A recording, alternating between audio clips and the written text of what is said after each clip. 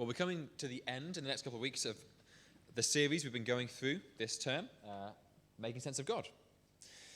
And we've been looking at lots of different things. And the first kind of, I guess, half of what I'm going to say is a little bit of a recap, kind of drawing together some of the things that we've been looking at. And I want to ask this question: what is faith? I've subtitled today, Being Religious Without Being Dense. I could have used a stronger word there. I went for dense. I guess you may have the experience of going up to someone, if you're a Christian, or if you're religious in any way, and saying that, and then you see a look in their eyes that says, well, yeah, and you seemed so normal until you said that. You almost had me fooled that you were intelligent, that you were rational, that you were a reasonable person, and now, oh, you're religious, you're a Christian. Oh dear. What is faith? That's what I want to ask, first of all. What is faith? You may have already heard me use the illustration of Alice in Wonderland. Apologies if you have. It's a scene from the book Alice in Wonderland. Alice is talking to the Red Queen, and the Queen of Hearts says, I am just 101 years old, 5 months and a day. Alice says, I can't believe that.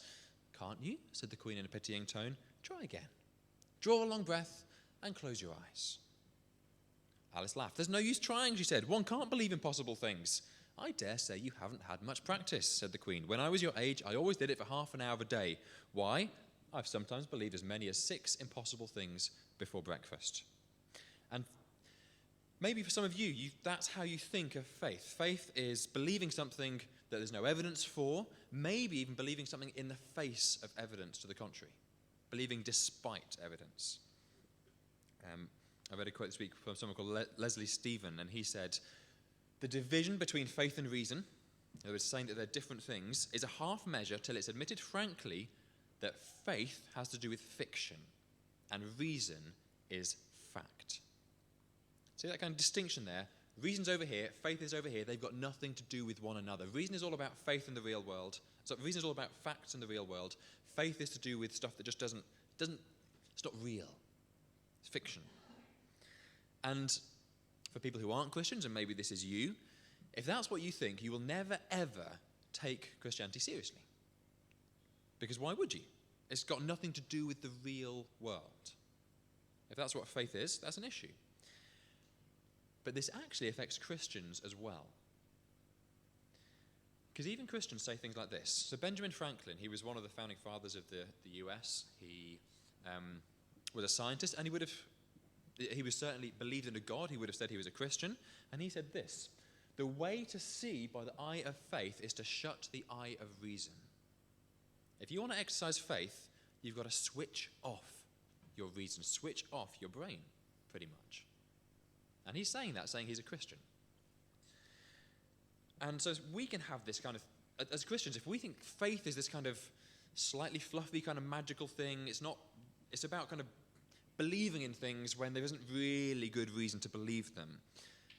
That's a problem, because that means you'll get easily disillusioned. If someone comes to you and says, well, you can't believe Christianity because of this, you go, oh, maybe you're right. Or it can mean that Christianity becomes just a lifestyle choice that you can ditch when you want to, because faith isn't real. You become unstable as a Christian. Well, the first verse of what we just read there, Hebrews 11, verse 1, has a different definition of faith. It says, faith is being sure of what we hope for and certain of what we do not see. See what it's saying there? It's not saying that faith is contrasted with reason. It's saying faith is contrasted with sight. Faith is believing things that you have a reason to believe are true when you can't see them, when you can't prove them. That's not just religious faith, that's any kind of faith.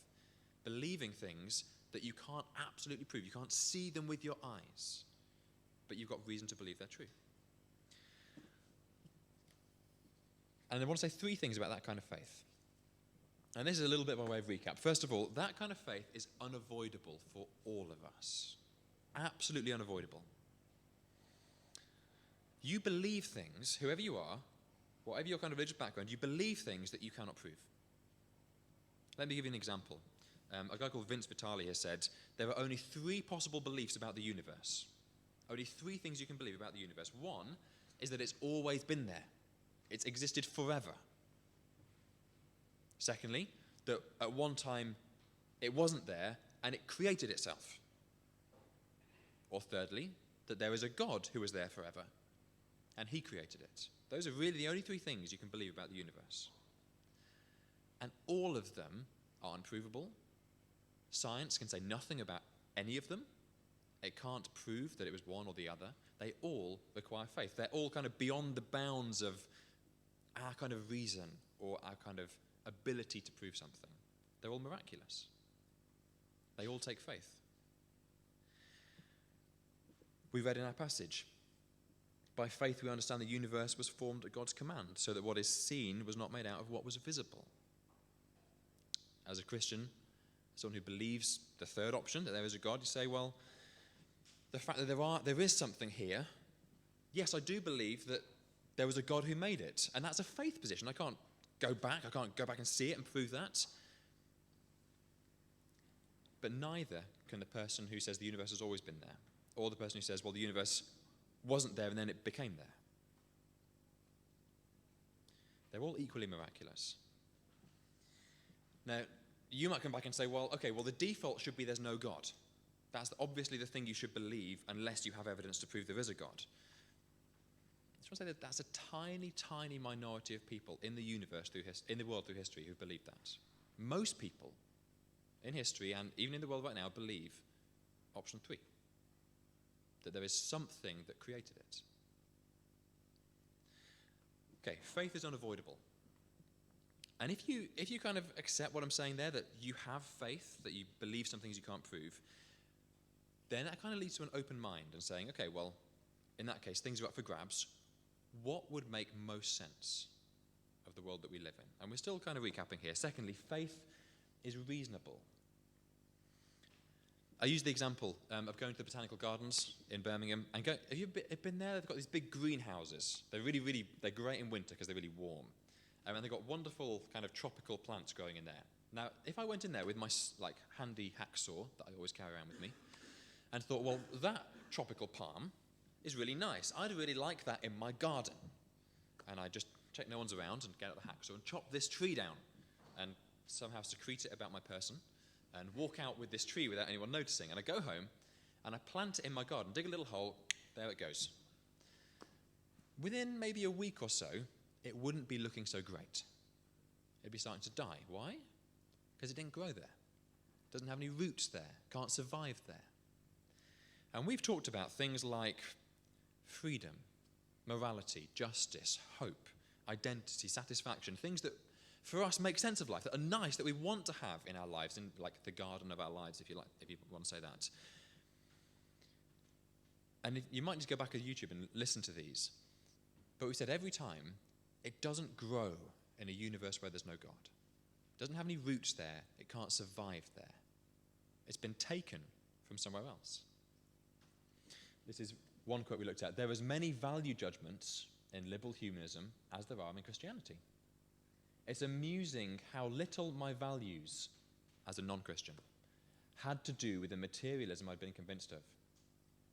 Nothing about individual liberty, human rights, or civilizational progress follow automatically from the fact that God is dead. That's someone who recognizes that as not a Christian, saying, the things that I believe about life, they just don't follow from a universe where there is no God. They don't make sense there. They don't grow there.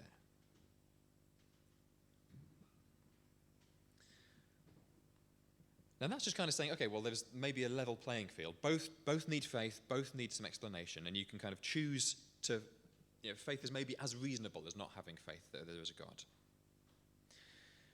But actually, I want to suggest now that there are really persuasive arguments that actually the universe where there is a God makes more sense.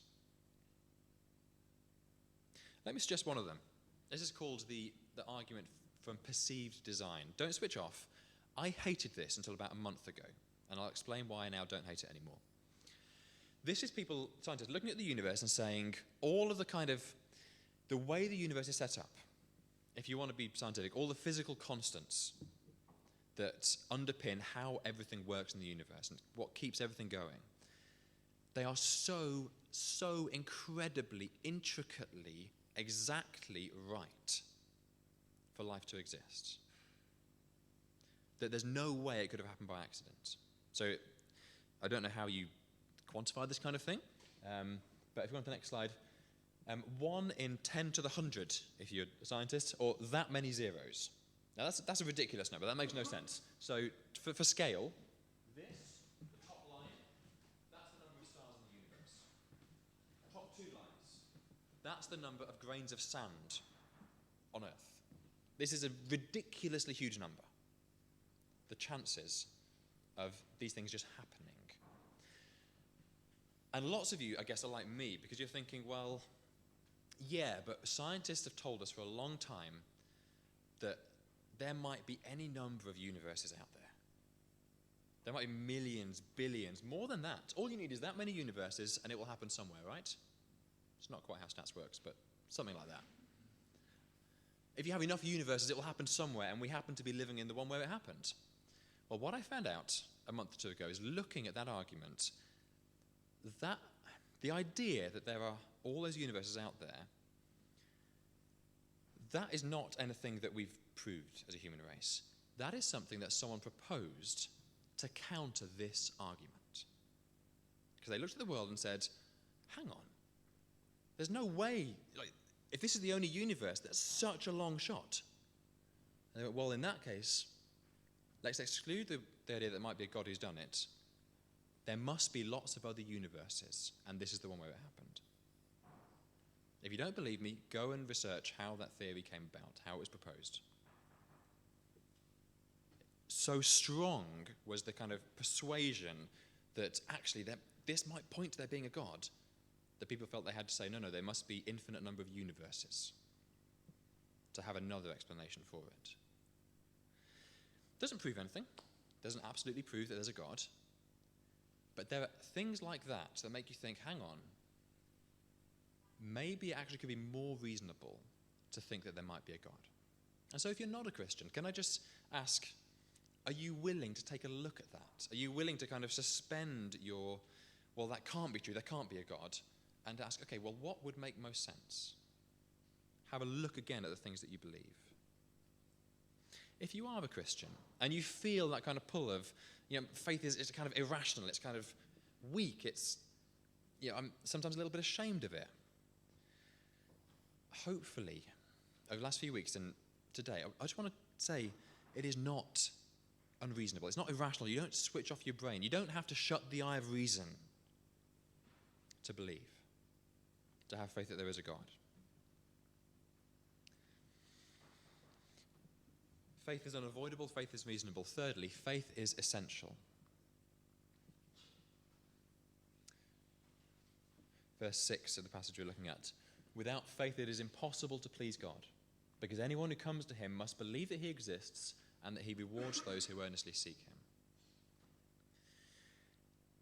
If you're thinking about faith as just a kind of believing there is a God, this starts to kind of tweak things, to change the language a little bit for you, because this starts talking about language of relationship, the language of of being pleased, the language of God being pleased with faith. It's opening up the possibility of relationship. It's saying that faith isn't just believing there's a God. Faith is making a personal response to what God has said, to what he's shown. Again, I think I've used this before, but it's the difference between believing that a chair will hold my weight and actually sitting on the chair. I can look at it and go, well, yeah, I believe that chair is sturdy. Faith is sitting on the chair and saying, I trust myself to what I believe about it. This passage talks about different people. Verse 5, it talks about Enoch. Verse 4 talks about Abel. Verse 7, it talks about Noah. People who had a personal encounter with God, who knew him, had a relationship with him, and on the basis of what they knew, they said, I trust you. And if you read through it again, you see, actually, they all had pretty hard things happen to them.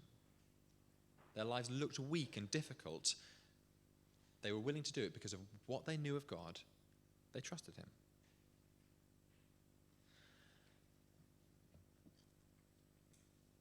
So faith is a personal response. But more than that, verse 2, this is what the ancients were commended for. faith pleases God. Faith, that kind of personal response of saying, okay, based on what I see of you, I trust you and I'm open to a relationship with you. This passage says that is pleasing to God. Maybe you're not a Christian and you think, well, one of the reasons I don't want to believe is that kind of opens me up to this world of having to do good stuff and having to be good. This passage says just responding to God, just having faith, just trusting him, actually, that is all you need to make you right with God. Just that by itself. Maybe you're a Christian, you're thinking, well, I do believe there's a God, but I'm finding this whole religion thing so hard to keep up. This whole being good is really hard. This passage says, just having a personal response to God. Saying, on the basis of what I know of you, on the basis of seeing that you have sent your Son into the world to die for me, I trust you. That is what makes you right with God. That and only that. It's not that you believe in God and then you've got this mountain to climb. Faith, trusting God's word instead of what you see, that's pleasing to him. There's a kind of Christianity out there that says, okay, it's not really real, it's not really kind of, it's just stuff didn't really happen, it's not historical, but if you take the moral stuff, then that'll make you good. It says, no. If it didn't happen, it's nothing. If Jesus didn't really come, didn't really die and rise again, it's nothing. But if he did, if it's real, if it's rational, and if you trust him, that is what makes you good. That is what makes God look at you and say, they're right with me. Maybe you would say you've got weak faith and you wish you had stronger faith. It's the object of your faith that matters, not the strength of your faith. Just trusting what God says. Maybe you've got guilty faith and you're kind of struggling, and every so often there are voices in your head saying, well, you call yourself a Christian? God says in this passage, trust me. Just make a response to me. That is what makes you good in my sight. Maybe you've got no faith. And maybe you think faith is about kind of believing harder, and I've got to kind of to try harder, kind of drum this inward thing up. Not at all. If that's you, can I encourage you, switch on your brain, don't switch it off. And maybe I'll start after this with the conversations on your tables. Terry might be able to tell us about ways that we can find out more. Engage your brain so that you can say this is true, so that you can make a personal response to it. We're going to say more about this next week. So this week we're really just asking the question, is faith itself, believing there is a God, is that reasonable? Next week Neil is going to be helping us think about, is Christian faith reasonable? So we've got to kind of wait a week to get there. But we're going to have a few minutes now to think about this, think about the idea of what is faith? Is it rational? Do you have to be dense to think there might be a God? We've got a few questions. They're going to be up on the screen. Do you want to say anything, Pete, before we do that? Grand. In that case,